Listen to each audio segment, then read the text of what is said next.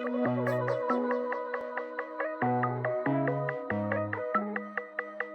name is Samuel Kariuki. I'm the farm manager at Gathoni Farm. So the farm started way back in the 1930s, and so the farm has been running on different things. So it started way over as a dairy farm, and later transitioned from that to being a tea farm, to being a vegetable farm, and now currently we are doing lots of other different things. At Gathoni Farm, we offer a very exciting farm tour, which entails a couple of activities.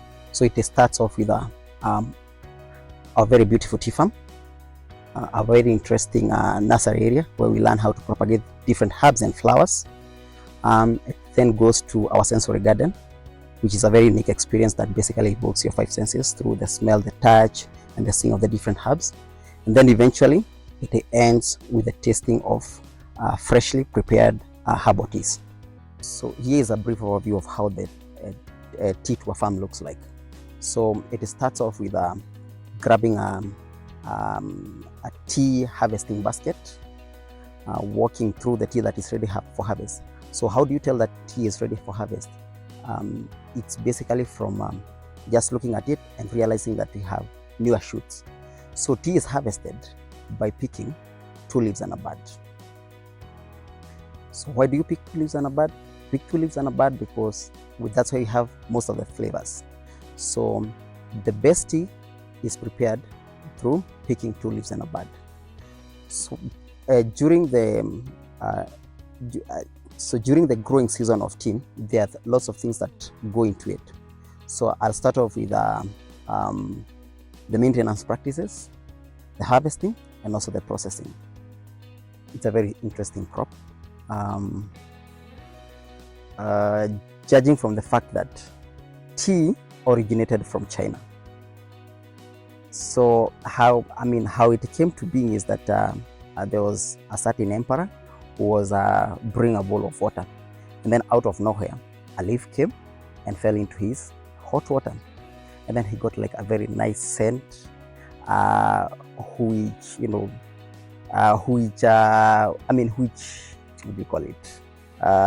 which sparked his interest in the same crop. So he asked some of his servants to go and look around for that crop.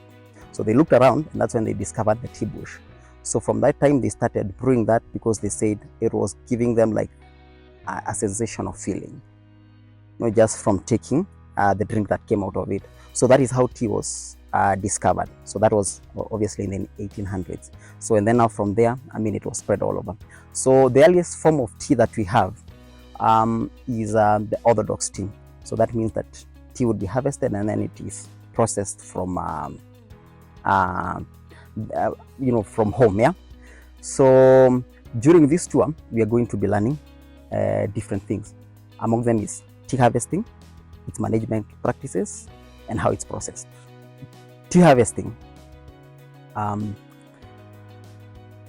So tea harvesting is based by just using your sight. You'll just look at the leaves that are ready. How do you know that the leaves are ready? By looking at the fresh shoots. The fresh shoots means that they'll have 2 components. So those are 2 leaves and a bud, and that is the tea that is picked. How do we pick our tea? There are different ways of picking tea. So there is the use of machines, and there's the hand picking. So mainly at Gathoni Farm and also during the tour, we use hand picking. So hand picking makes the best teas. Ways of processing tea. Traditionally, the convection way of processing tea is the orthodox tea making process, which involves harvesting tea from the farm and then processing it at home. So that involves getting fresh leaves, rolling them, roasting them on a pan, and then making tea out of it.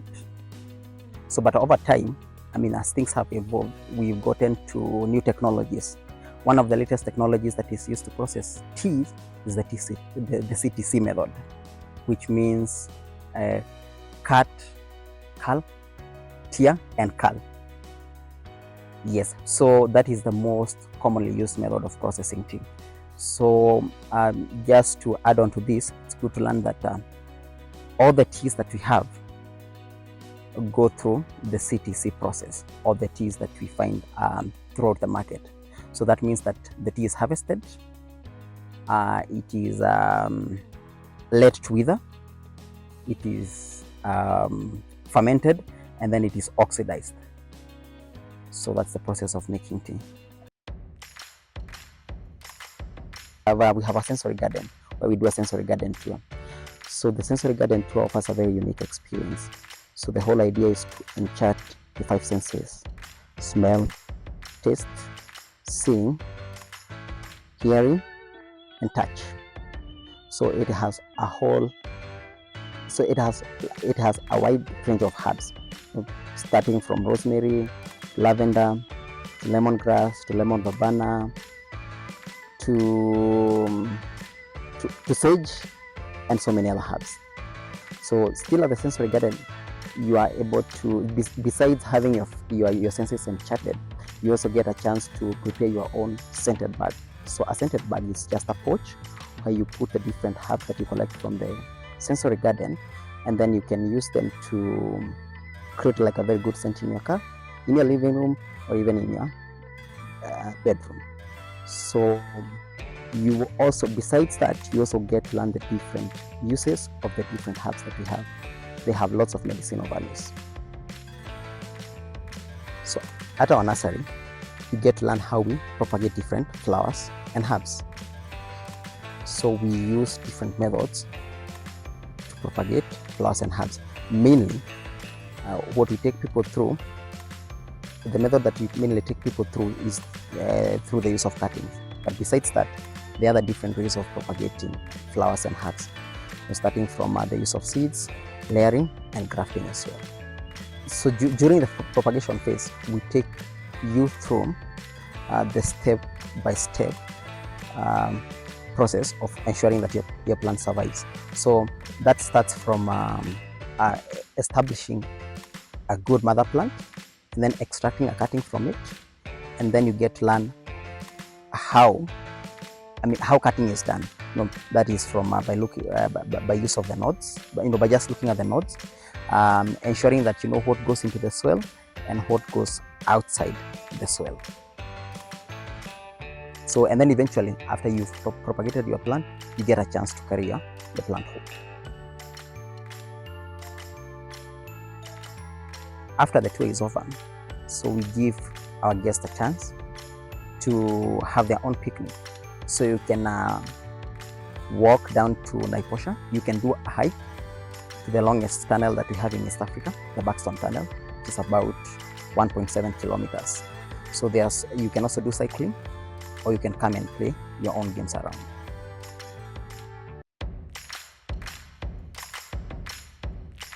So you're free to visit us at Gathoni Farm. It's a place with lots of activities, ranging from the very beautiful sceneries where you can do your events from, farm activities where you can learn to grow the different things, and also like if you are a hiking enthusiast, there's so many places to hike from. So to reach us out, get our information through the bio.